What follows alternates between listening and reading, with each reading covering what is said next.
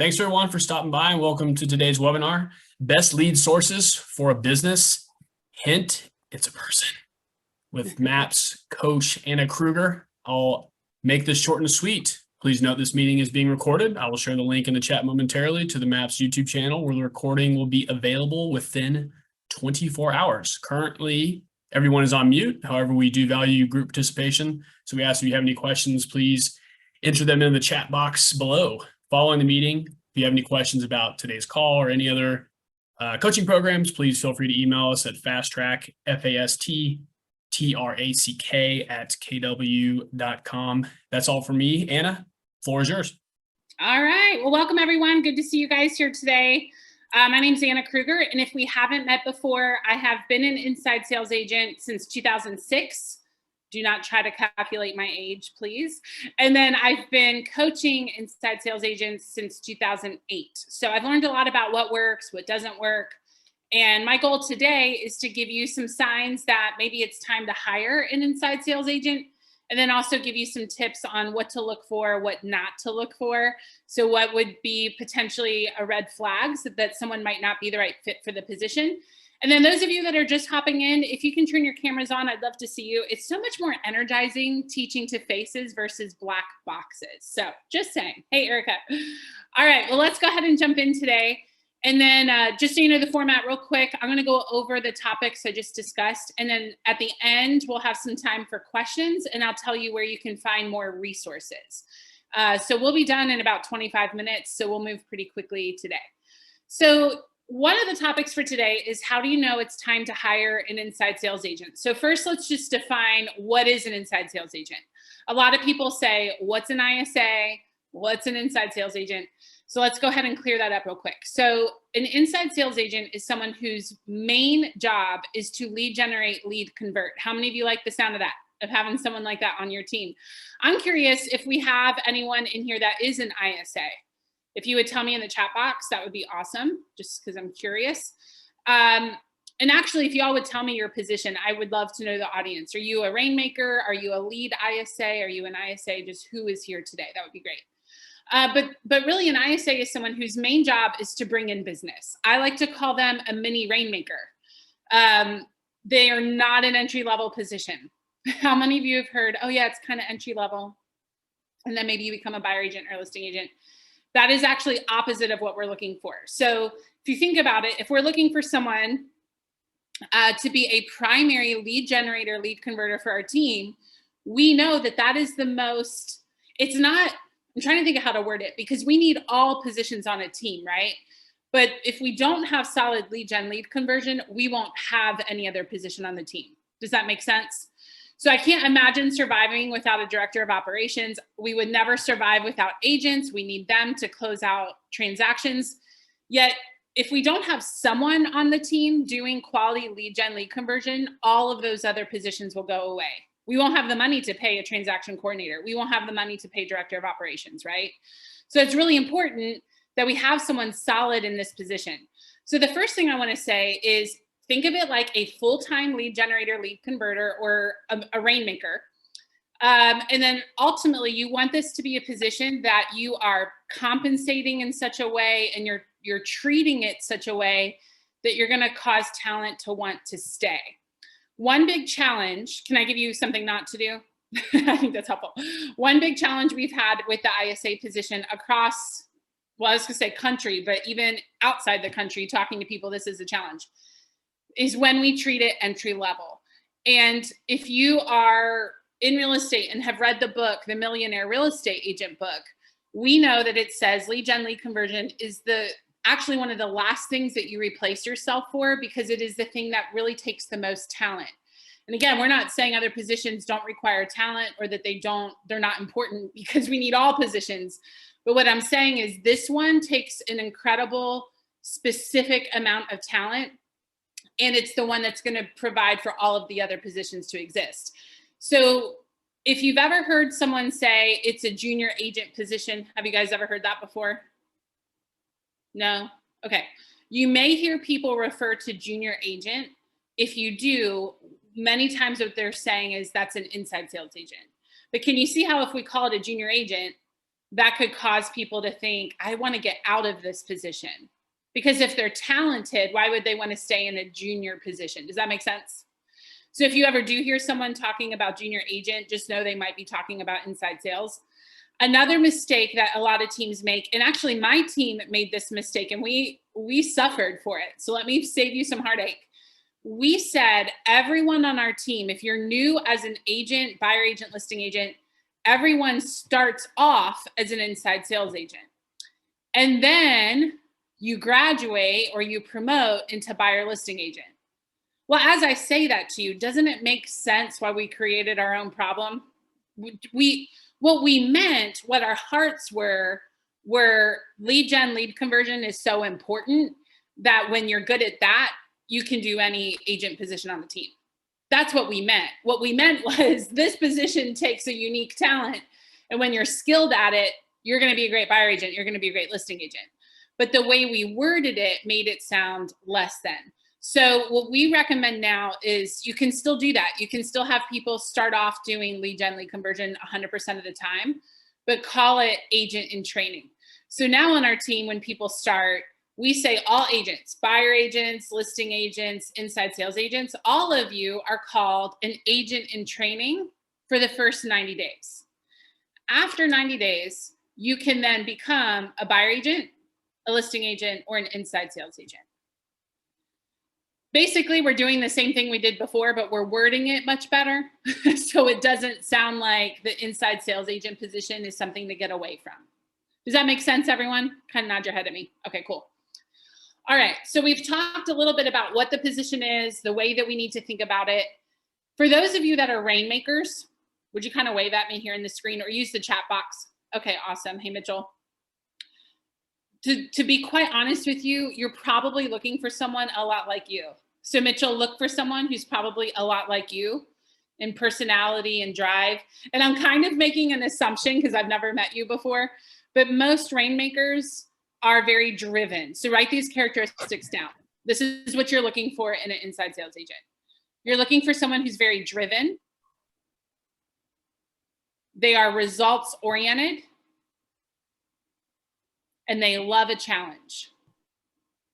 You don't want someone in this position who feels bad talking to people or offering an appointment to them. What was that last one? I'm sorry. Results oriented. I got driven, results oriented, and oh, they love a challenge. Okay, sorry. They love a challenge. Driven, results oriented, they love a challenge, which all kind of go together, right? But one challenge we've seen with this position is people will hire customer service people who don't speak up. And this position is not customer service. This position is sales. It is not a customer service position. So I have found coaching people that have a customer service background, a lot of times they'll say things like, oh, I could never say that. That just feels so bold. And everyone else in the room is thinking, that actually sounds really personable and relatable and really like very relational. But somebody who's overly customer service oriented is very accustomed to just trying to make people happy. Does that make sense? And so it can cause them to feel bad pushing through an objection or asking for the appointment. Have you all found that before? Maybe with people you've hired as agents, listing agents. You can coach through that mindset. It's a challenge though. And I have coached people that are customer service background, and what you just have to help them understand is you are serving this person. It's kind of like if the road was out up ahead and you knew it, what would your demeanor be like on the side of the road as cars are driving down the road? And they usually say things like, well, I'd be like waving my hands and be trying to get their attention. And I'd say, you know, well, that sounds outside your normal personality. Why would you do that? You're usually kind of quiet and trying to make everybody happy. And they're like, well, there's danger ahead. I can't have them end up, you know, going into the ravine. And we help them see, what if you applied that mindset to your team? If you applied that mindset to your team, you're going to understand if they work with anyone else other than you or your team, there's danger ahead. They could end up with a team that's not going to take good care of them. And so people that have a customer service background, they can be good in this position if they adopt that mindset. but I would want to sniff that out in the interview process, not after we've hired them. Okay. Any questions on that so far? Okay. Looks like we're doing pretty good. So let's talk through a few more qualities of what you're looking for, and then we'll talk through how do you know it's time to hire somebody? So what's the right time frame? And let me put, what I'm going to do is I'm going to put a slide up. It's from the class, How to Hire, Train, and Retain ISAs. So that class actually launches September 1st. So just a couple, I can't believe it, but that's just a couple weeks away. So I'll give you a little snippet of that here. And then at the end, I'll tell you where you can find that class if you're interested. So some key things that we're looking for. Number one, they enjoy a challenge. We've already talked about that. So as you're interviewing people, ask them, tell me about a time you went through something really challenging and how did you get through it? And you're looking for someone who has a strategy. So for example, I'm thinking of someone that the team hired who was a marathon runner. Well, that's a challenge, right? Mm-hmm. And so the question was asked, how did you become a marathon runner? How did you prepare yourself?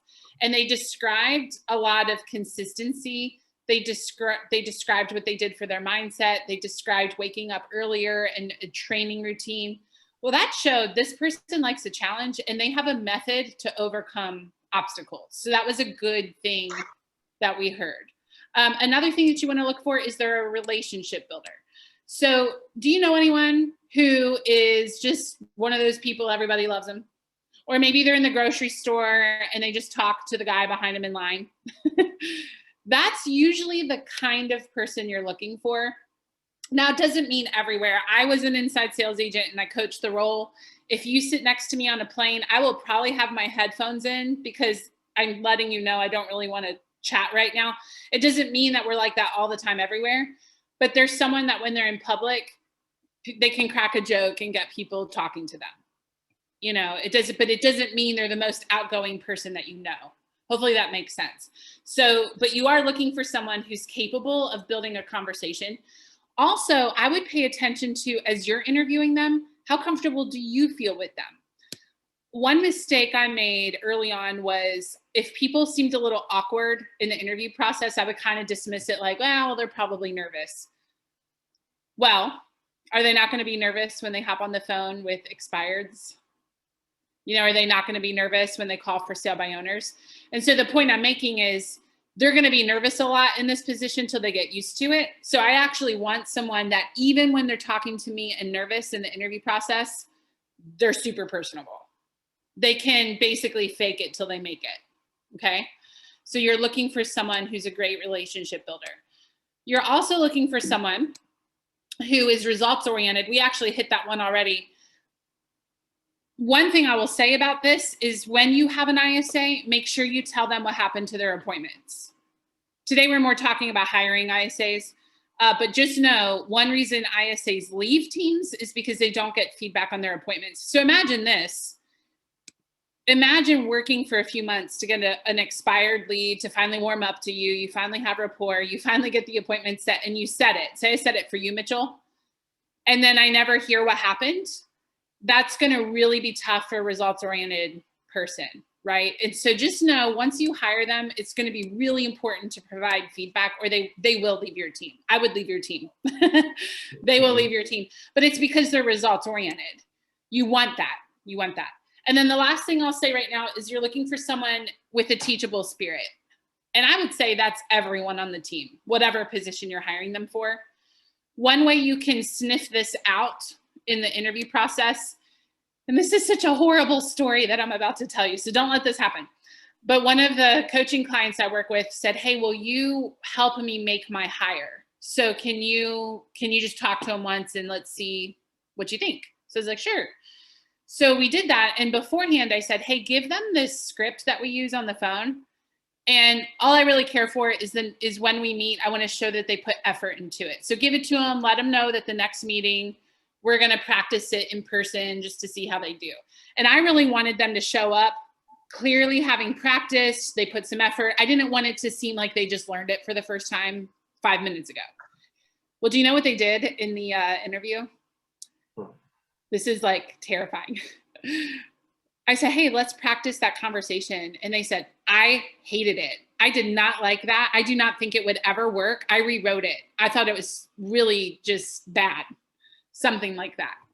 And I knew immediately, you don't want to be like, well, there's the door immediately, but you very quickly realize we need to just wrap this up because this is going to go nowhere.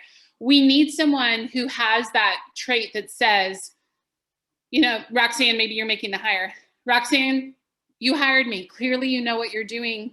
You've done this longer than I have. So if I think it's weird, but you say it works, I'm just going to do it. Because if you're telling me that this works, even if it makes me uncomfortable and I've never heard this before, I'm just going to trust you because you hired me and you're looking for someone with that. And that being said, it's okay if they ask questions. They don't just have to blindly follow you, but you are looking for someone who gets to that point that they say, I might not understand this, and I'm just going to trust that you're not going to lead me astray.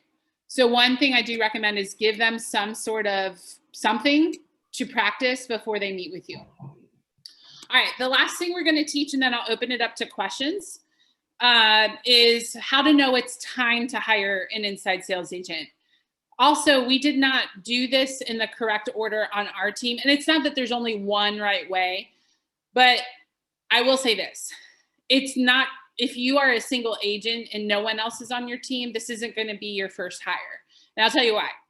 I mean, you can do anything that you want. But what happens is if you were to hire, I saw we have a director of operations in here. Really, your first hire is usually a coach because they help you get more streamlined. Okay. Then the second hire you usually make is going to be operations because then they're going to help you get even more streamlined. So basically, they're going to free you up to get more done sales yourself. But what we found on our team is we hired more salespeople than we had the operations to support. And so we never got our marketing together, which made lead conversion more difficult. But the reason we never had marketing together is because we didn't have operations. They didn't have enough time to do it because they were handling all the transactions coming in. Does that make sense? Yes. So you want to have enough operations to support sales. And usually what it looks like is you have 2 or 3 agents for one inside sales agent. Part of this is because a couple of things. By the way, this will help you today. If you're a single agent setting an appointment later today, all of you will benefit from what I'm about to say right away. If an appointment is more than 48 hours out, it has a 50% drop in the likelihood it will show up. So when an appointment happens, this is a good thing to write down. If an appointment happens within 48 hours, it will likely show up 70% of the time. And that's actually what we want, is about 70% show rate. If it's 49 hours or more out, it drops to 20. We studied this. We hired someone to study this. So why am I bringing this up talking about inside sales? If you have one agent to one ISA and you've hired a good inside sales agent, they're going to generate so much business that you're going to run out of appointment spots. So usually you need 2 to 3. I recommend 3. When I started, I was on a team with 1 listing agent, 1 buyer agent, and even that became overwhelming to them pretty quickly. So they actually pulled me off lead gen and stuck me in operations for a while. If you can imagine, I did operations half day. It was my worst nightmare, but I did operations. I have so much respect for people great at operations, and that is not me. But the point I'm making is when there were 2 agents and me, the amount of appointments I was setting became that there were no more appointment spots until we went out a week, So that's why you usually need 2 to 3 agents to support 1 inside sales agent. And then also make sure you have operations because they're going to help you so much with your systems and processes to support that amount of sales. Okay. So today you've gotten hopefully some helpful nuggets. I'm going to open it up in just a second. And if you look in the chat box there, and I'll post it again, in case you joined and didn't see it initially, that class right there, how to hire, train, and retain ISAs, you just got maybe 20 minutes worth of a 5-hour program. And that program starts September 1st. And we go through all of the things related to hiring But the thing that I wish people paid attention to almost more than hiring is once I hire them, how do I keep them? Because we have a lot of people that have a revolving door of inside sales agents because they're not sure how to lead them well.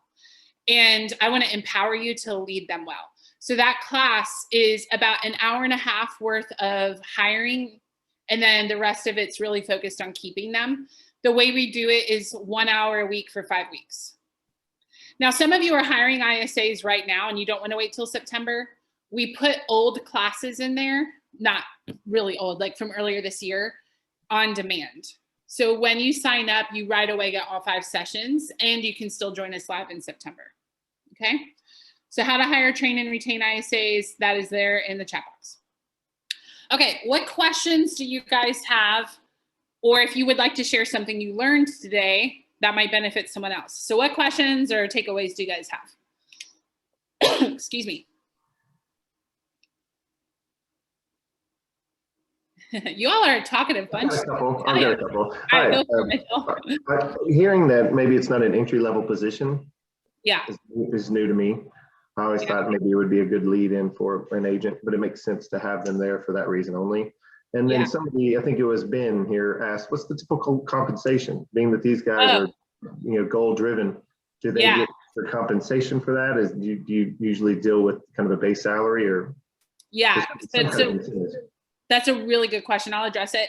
And know that it's not just a super simple answer. And we have a ton of this in the class where we go way deeper. The short answer is base pay plus commission. That's the short answer. And it gives them really unlimited earning potential because they have that base pay, which is usually pretty low. And then but the commission piece, it protects you because you're not paying them unless you're getting paid. 100%. But hey, the more closings they bring you or the higher price points that they target, the bigger the paycheck, right? Mm-hmm. So I was not licensed when I started. And that's the thing, to do that, they will need to be licensed to get a commission. When I first started, my person hired me because I just got laid off my job and we were already interviewing. And so he just brought me on the day after I got laid off, which was perfect timing, but I wasn't licensed yet. And what I'll tell you, Mitchell, is my brain switched when I went from a salary to a commission. Even though I would say the whole time I had a good work ethic, I all of a sudden started thinking, well, shoot, if I'm going to have closings, let's have higher price point closings.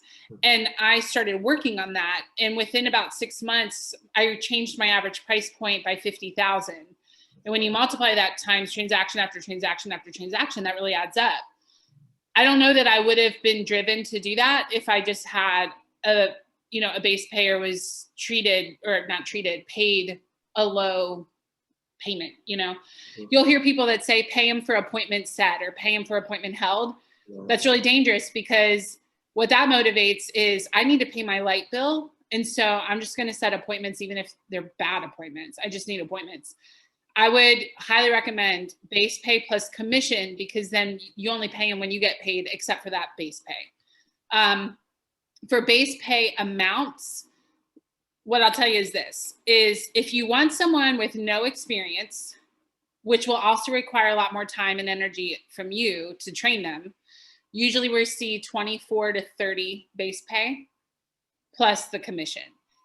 If you want someone who probably has some experience doing this type of work, 40 to 50K base is usually if you do that, you'll usually attract someone with experience. Maybe they've run a call center, something like that. And then Ben, to answer your question there, I do very strongly prefer ISAs to be licensed for a multitude of reasons, but a big part of that is you can pay them commission. You cannot pay them commission if they're not licensed. Also, depending where you live, there's a lot they either can or can't say, depending on licensure. And then I see a question about ISA scripts. So yes, there's another class. And actually, I'll just put my website in the chat box, and that takes you to both of the classes I teach for MAPS. We have an 18-week class for inside sales agents. It started 2 weeks ago, actually. So if you just hired someone, you can still sign up for it. If you have not hired someone yet, just know we will launch that usually about every 3 months. That class is launching. So you can make your hire, put them in there, and we give them every language pattern that they could possibly need. They'll get in that class. And the reason I'm passionate about this is I understand when lead conversion is doing well, everyone on the team benefits. So I'm a big ripple effect person. So I'm really passionate about helping teams get their lead generator correct, get the best one in there, because that helps every other person on the team, because it's the first domino, right? Operations are secure when we have enough closings, Agents, they have plenty of closings when we have a good ISA. So it's the ripple effect is what gets me wound up about it. But I'm happy to be a resource for you guys. Again, if you look there in the chat box, Graham just put the one for the ISAs. And by the way, we have agents in there too. It's really just how to talk to people in a relational way and turn them into clients. So about half the class is agents, and I would say the other half are ISAs. So if you're thinking to yourself, I want to work on my lead generation, lead conversion skills, hop in there. Mastering inside sales. And then the one that starts September 1st is really for the leader, you guys, the people thinking of making the hire. Experience, Ben says experienced ISAs 40 to 50 plus commissions, a lead ISA. Yeah. You know how they say your first operations is usually the person who thinks like a business builder. So you hire one operations person and then they'll usually build the department for you. That's what I mean when I say to hire an experienced person. You may be in a financial position on your team that you have money you have to look at your finances. But if you have the money that you can pay someone 40 or 50,000 base pay plus commission, you then could probably find someone who will just build your department for you. Just make one ISA hire and then let them do it from there. If you have a lower base, like that 24 to 30 plus commission, you might find someone with experience, but probably not. They can still be wonderful for you, but you're going to need to put a lot more time, energy. They're probably going to be unproven talent. And again, that's what I'm here for. Let me help you with it through that class. That's what the class is for. I always say you need to be involved in their training, but let me do the heavy lifting. So let me teach them every week. And then you just come alongside them and say, hey, let's practice together what we learned in class this week. So that way I know how to roll it out to them in a way that makes sense if they're brand new. Or we have people in there that have been in real estate for 20 years. And they say they're benefiting from the class. And then you just make sure they're implementing it week to week. And together we'll get them in good shape. What other questions do you guys have or takeaways? Good questions so far. Well, I'm excited for you guys. I figure if you're here, you're interested in growing your lead conversion department, or your team is to the point that you've grown and you're thinking about this hire. So credit to you for being interested in this topic. And then again, just go to isamapscoaching.com and that'll take you to both MAPS classes, the how to hire, train, and retain, and then the mastering inside sales. They're both information about both are on that website. And may I add something? Sure. So we just went through a recent hire for an ISA. Before I touch on that, how do you differentiate ISA and OSAs? So we actually refer to this hire as an OSA because it's outbound prospecting efforts. Yeah. And I know ISA, it seems as though it's sort of like an all-encompassing kind of term. Well, so this is day one of the how to hire classes. I go over this because it's such a good question. Inside sales technically they're dealing with leads that are coming into the team. Outbound sales, like you said, Erica, means they're doing outbound calls. We just call it ISA for simplicity, and that refers to the person who's doing lead conversion. But what I will tell you, when people only do outbound, they're going to leave your team.